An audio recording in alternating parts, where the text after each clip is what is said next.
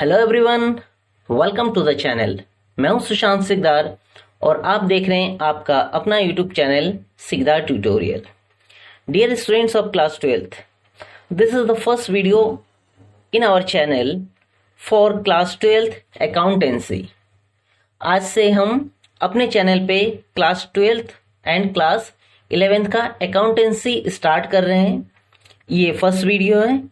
इसमें हम chapter 1 NPO not for profit organisation के बारे में स्टडी करेंगे।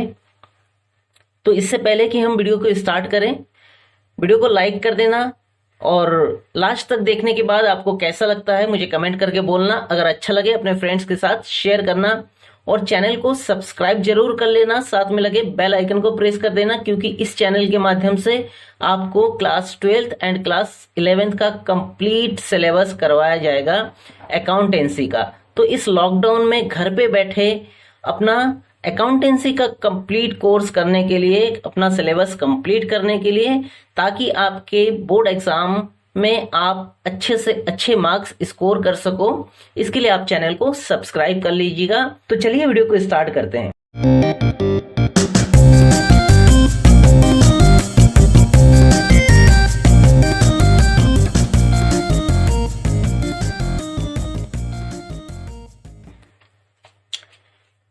तो डियर स्टूडेंट्स, आपने जो क्लास 11th में किया है, अकाउंट्स बनाए हैं, जो अकाउंट्स पढ़े हैं, उसमें हमने ऐसे कंपनीज के बारे में या फिर ऐसे ऑर्गेनाइजेशन के बारे में स्टडी किया है, those who are working to earn profit, their motive is to earn profit. ऐसे कंपनी जो प्रॉफिट अर्न करने के लिए काम करती है। पर यहाँ पे बिल्कुल ही उसका उल्टा है। NPO means not for profit organisation. इसमें हम ऐसे ऑर्गेनाइजेशन के बारे में स्टडी करेंगे, those who are not working for earning money, they are working for the welfare of the society, है ना।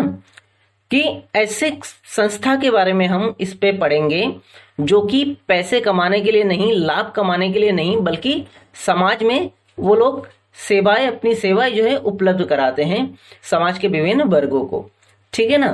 तो इसमें हम अब बात यह है कि जब ये प्रॉफिट अर्निंग ऑर्गेनाइजेशन है ही नहीं, तो इसके बारे में हमें अकाउंटिंग में क्यों पढ़ना है, ठीक है ना। आपके माइंड में एक क्वेश्चन आ सकता है, जो कि बहुत अच्छा क्वेश्चन है।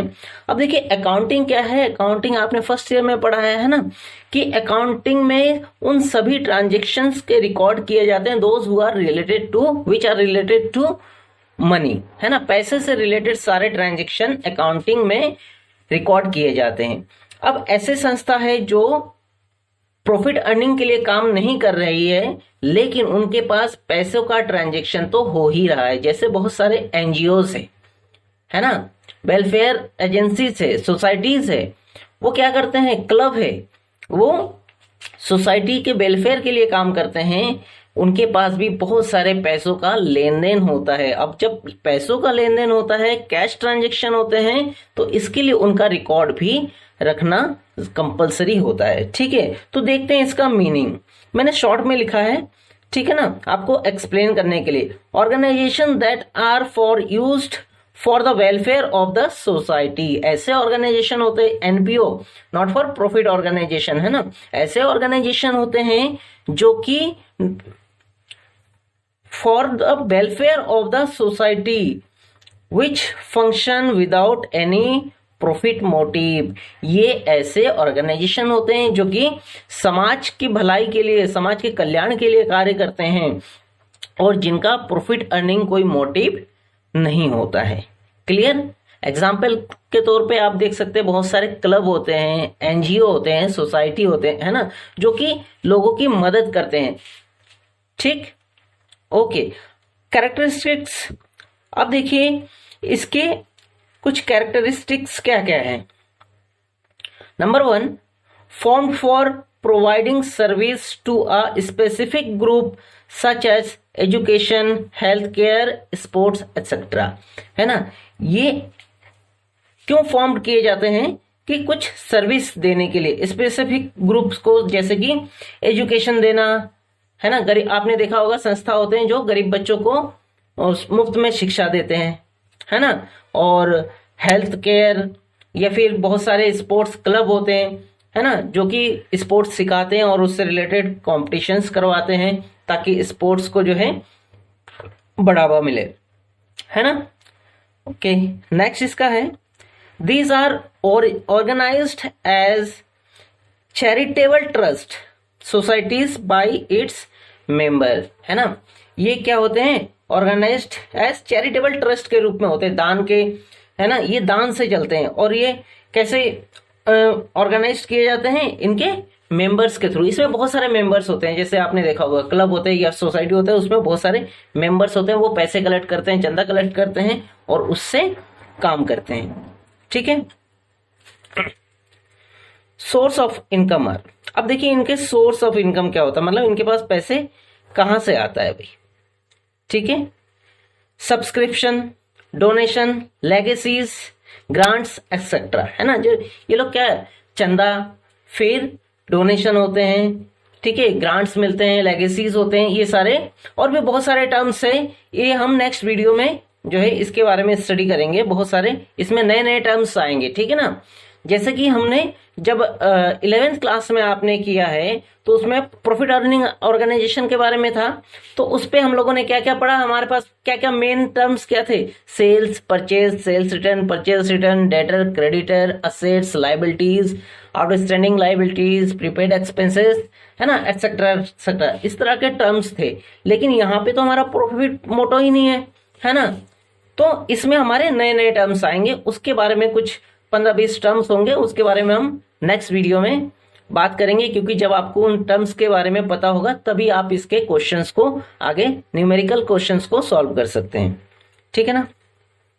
Next, the surplus is not distributed amongst the members, it is added in the capital fund. Surplus, surplus मतलब क्या होता है, जो कह सकते हैं एक हिसाब से प्रॉफिट, हालांकि ये नॉन प्रॉफिट ऑर्गेनाइजेशन है इसलिए इसको प्रॉफिट ना बोल के सरप्लस बोलते हैं। मींस देखिए इनके पास भी कुछ पैसे आएंगे और कुछ पैसे जाएंगे, तो जो रिसीप्ट हुआ है और जो पेमेंट हुआ है, इनके पास भी पैसे रिसीप्ट होंगे और ये भी पेमेंट करेंगे, तो उसका जो सरप्लस होता है, मतलब कि रिसीप्ट ज्यादा हुआ है और पेमेंट कम हुआ है, तो कुछ पैसे बच जाएंगे, वो क्या करते हैं, मेंबर्स में डिस्ट्रीब्यूट नहीं करते हैं, बांटते नहीं है। अगर पैसा इनके पास बच जाए, मान लीजिए कि 5 लाख का चंदा वगैरह इकट्ठा हुआ है और 4 लाख ही खर्चा हुआ है, तो 1 लाख जो बच गया वो जो है पार्टनर्स में या सॉरी मेंबर्स में बटेगा नहीं, बल्कि वो क्या हो जाता है, कैपिटल फंड में ऐड कर देते हैं, ठीक है। नेक्स्ट है, manage by a managing committee elected by the members. और ये कैसे मैनेज करते हैं, इनको मैनेज कौन करता है, इनकी एक कमेटी होता है ना, मैनेजिंग कमेटी, जिसको कि उन जो भी हमारे क्लब होते हैं या फिर सोसाइटी होते हैं उसके मेंबर्स द्वारा इलेक्ट किए जाते हैं, ठीक है ना। ओके, अब है इसमें हम कुछ आगे बढ़ते हैं। अब देखिए जब इसमें कैश का ट्रांजैक्शन होता है, कैश ट्रांजैक्शंस होते हैं, तो इसमें हमारे अकाउंट भी इसमें बनेंगे, इसके फाइनेंशियल स्टेटमेंट्स बनेंगे, ठीक है ना। क्या क्या फाइनेंशियल स्टेटमेंट इसमें रिकॉर्ड किया जाएगा, ठीक है ना, वो हम देखते हैं। फाइनेंशियल स्टेटमेंट इसमें क्या क्या बनेगा। Number 1, receipt and payment account, ठीक है, रिसीप्ट एंड पेमेंट अकाउंट बनेगा, फिर इनकम एंड एक्सपेंडिचर अकाउंट बनेगा और फिर बैलेंस शीट बनेगा। क्लियर? ओके, इसमें बैलेंस शीट आपको पता है, ठीक है ना, पहले से आप बनाते आ रहे हैं क्लास 11 से।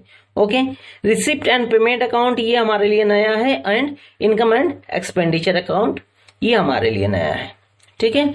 अब इसके बारे में हम थोड़ा सा बात कर लेते हैं। देखिए ये मैंने तीनों, ये receipt and payment account short में लिखा है मैंने, ठीक है ना, ये इनकम एंड एक्सपेंडिचर अकाउंट और ये बैलेंस शीट, इसके बारे में हम थोड़ा सा बात कर लेते हैं, ठीक है। इसके बारे में हम अभी एट ए ग्लांस बात करेंगे, डिटेल में एक एक टॉपिक का हम नेक्स्ट वीडियोस में, आने वाले वीडियोस में हम इसको सीखेंगे, ठीक है। अब देखिए रिसीप्ट एंड पेमेंट अकाउंट क्या होता है। रिसीप्ट एंड पेमेंट अकाउंट को हम, अगर आप 11th क्लास से कंपेयर करें तो इसको हम कह सकते हैं कैश अकाउंट, है ना। हालांकि कहना नहीं है कैश बुक या कैश अकाउंट, है ना। हालांकि इसको कहना नहीं है, मैं आपको समझाने के लिए। कैश बुक में हम क्या करते थे, जितने भी हमारे कैश ट्रांजेक्शन है, पैसे आ रहे हैं या जा रहे हैं, सबको हम रिकॉर्ड करते थे, है ना। In the same way receipt and payment account में भी हम क्या करेंगे, जितने भी रुपीज रिसीव हो रहा है या फिर पेमेंट कर रहे हैं, ठीक है ना, वो सब इसमें रिकॉर्ड किया जाएगा। ठीक, अब यह है कि रिसिप्ट कहाँ रिकॉर्ड करेंगे और पेमेंट कहाँ रिकॉर्ड करेंगे। ठीक है, तो देखिए ये रिसिप्ट एंड पेमेंट अकाउंट क्या होता है, ये होता है हमारा रियल अकाउंट। ठीक है, रियल अकाउंट। ठीक, अब हम डेबिट और क्रेडिट के रूल से अगर देखें तो रियल अकाउंट में क्या होता है, डेबिट व्हाट कम्स इन और क्रेडिट व्हाट गोज आउट। तो जो आ रहा है वो डेबिट होगा और जो जा रहा है वो क्रेडिट होगा। तो रिसिप्ट है ना, रिसिप्ट मतलब आ रहा है ना, तो ये हमारा डेबिट साइड में रिसिप्ट हो जाएगा और जा रहा है तो पेमेंट, है ना, तो क्रेडिट साइड में पेमेंट हो जाएगा। क्लियर हो गया। ओके, ये हमारा फॉर्मेट होता है, कौन से साइड में क्या आएगा ये आपको समझ में आ गया कि रियल अकाउंट होता है, उसमें ये होता है कि जो आ रहा है वो डेबिट साइड में और जो जा रहा है वो क्रेडिट साइड में। ठीक है ना, इसमें हमारा रिसिप्ट लिखा जाएगा सारे और इसमें पेमेंट सारे।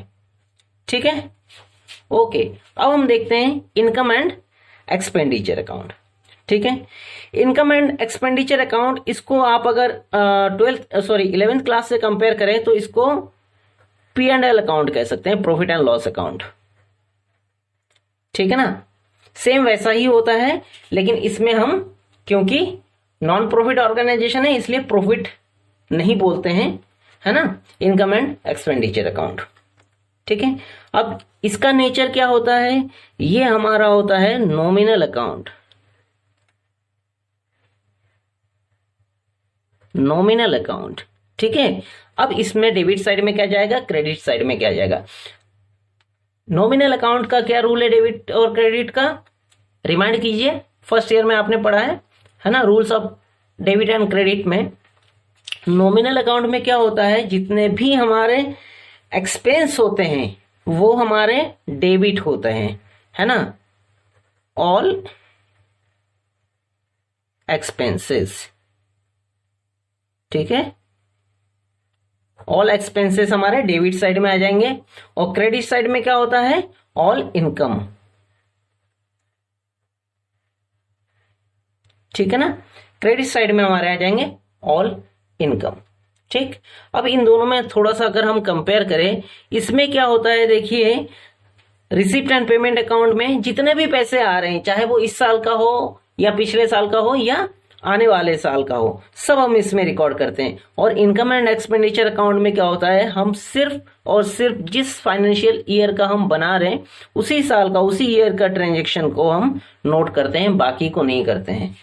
ठीक है, ओके। और बैलेंस शीट, बैलेंस शीट आपको पता है, लायबिलिटी आता है डेबिट साइड में और क्रेडिट साइड में असेट्स। ठीक है, ठीक है, ओके। तो देखिए यही 3 अकाउंट हमें इसमें बनाने हैं। क्लियर।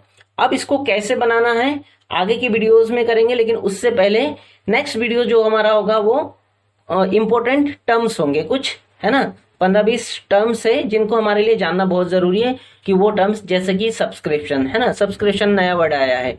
सब्सक्रिप्शन मतलब क्या होता है, उसका कहाँ ट्रीटमेंट होता है, डोनेशन क्या है, लेगेसी क्या है, इसके ट्रीटमेंट क्या होते हैं, वो कहाँ, इन तीनों में वो कहाँ जाता है। ठीक है ना, हम इसके बारे में नेक्स्ट वीडियो में चर्चा करेंगे।